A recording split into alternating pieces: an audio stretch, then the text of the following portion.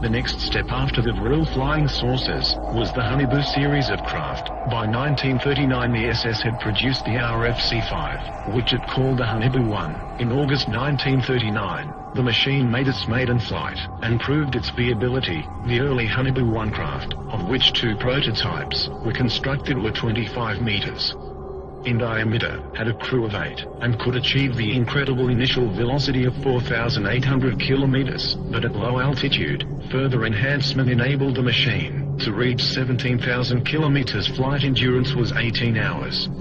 To resist the incredible temperatures of these velocities, a special armor called Victolan was pioneered, specifically for both the Honeybu and Vril series of disc craft.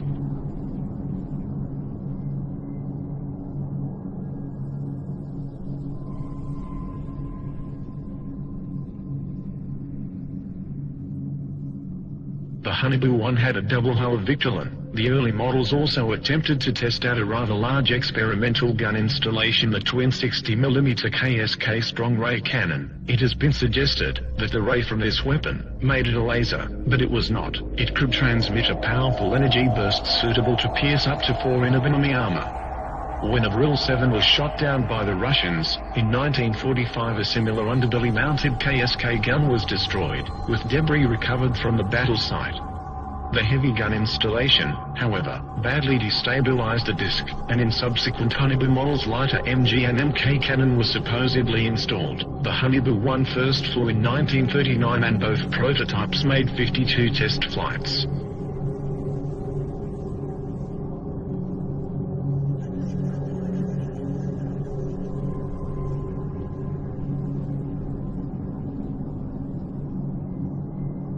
In 1942, the enlarged Honeybu 2, which was 26 meters diameter, was ready for flight testing. This disc had a crew of 9, and could also achieve supersonic flight of 6,000 to 21,000 kilometers with a flight endurance of 55 hours. Both it and the further developed 32-meter diameter Honeybu 2 had heat shielding of 2 hulls of Victolan. The craft were constructed and tested between 1943 to 44.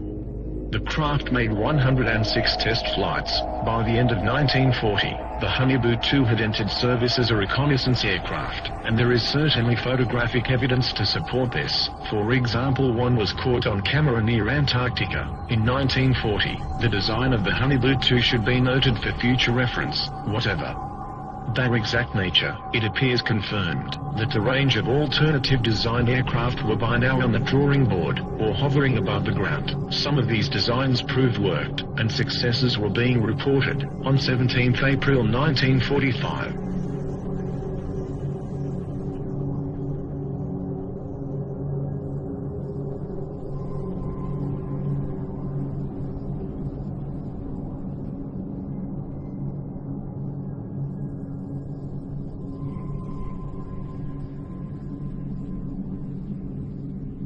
by 1944, the perfected war model, the Honeybu 3, was tested. 2 prototypes were built. These massive machines, several stories tall, were crewed by 20 men. They were also capable of hypersonic speed beyond 21,000 kilometers. The SS had intended further plans for a 120-meter diameter Honeybu 4 were in the works, but no such craft is known to have been constructed before the end of the war. However, these new technologies were coming online too late, for the war was already being lost and won.